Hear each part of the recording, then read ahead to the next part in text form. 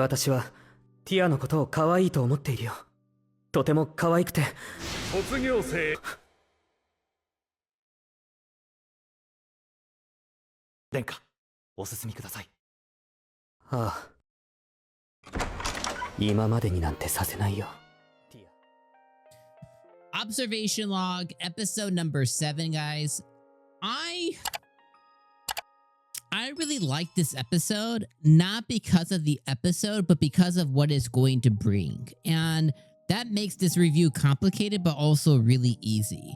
So this episode is all about our main, well, I guess not even our main character, because our main character is Bertia, but this is all about how Cecil is planning a moment that's going to completely obliterate Heroinia and finally catapult him and Tia to their actual relationship level, so that way he's not dealing with any of this uncertainty anymore. He is over it. He is going to obliterate his destiny, Heroinia, everything. He's done. This episode was a lot of setup for that, not only from an emotional standpoint for him and Tia, but then from planning, when he was planning with Zeno and what's the other guy's name? 𝐒𝐻𝐴 or whatever the blue hair guy is, and all of his different, confidants that he has, right? His little brother. He's planning.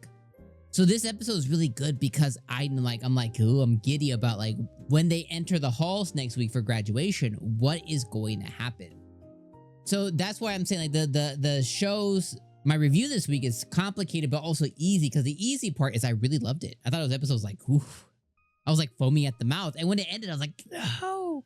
And that's a really good feeling. So I'm gonna give this episode an 8 out of 10, just because I think like it's a setup episode for sure, but it was also a setup episode where Tia's emotions and Cecil's, to be clear, were running high.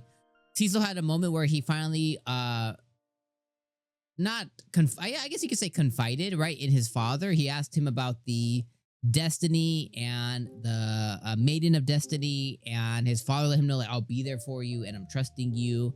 And Cecil was like, hey, you picked a good girl for me and I'm having fun. And they had a really heart-to-heart son-dad conversation, which I thought was really cool. Then he had a high emotional level conversation with Tia where he couldn't stop himself from letting his emotions word vomit out. And because he couldn't control it, he was kind of like crossed at himself because he couldn't control what he was saying. And he caused Tia to cry. And Tia had high emotions when they were about to walk in at the end of the episode to Cecil, like basically saying goodbye to him and appreciating. Now, the one thing I called out last week that's still true this week is Tia, past and former and current, dumb as a doornail. She knows everything that's happening in the story, but like she's low IQ. You know what I mean? Like she's just not very intelligent, and she sees no way out other than kind of following the story. And this was proven to us as a viewer and to Cecil, because she gives him her diary that has everything from her point of view that she's done evil.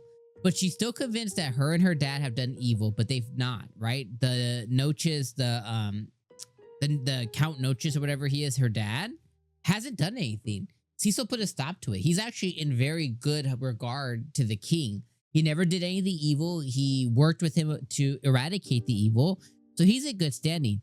And everything that Tia's done that's evil, everybody around her has shown like, no, like she's like, it's this Heroinia girl. Like she's constantly being reached out to from Tia, right? So in Tia's point of view, she's like, oh, I said she was a peon and worthless in a tea thing, but really she called her a peon, but she was helping her. So like everything from her point of view doesn't match reality.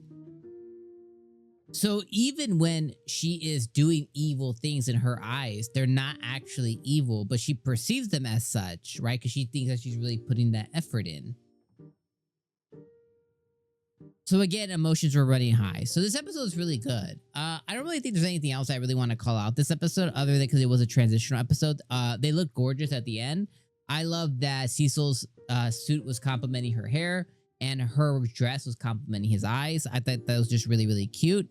But Cecil is done with the facade, and he's done with the game, and he is done with the destiny. He is like, he's gonna claim his woman, he's gonna claim the throne, and he's done, right? He's like the mastermind. So I am ready for next week. I think next week is gonna be a really good episode. But again, not to disservice this one, because this one was really good and entertaining as well too. And the worst part about this week's episode was that it ended.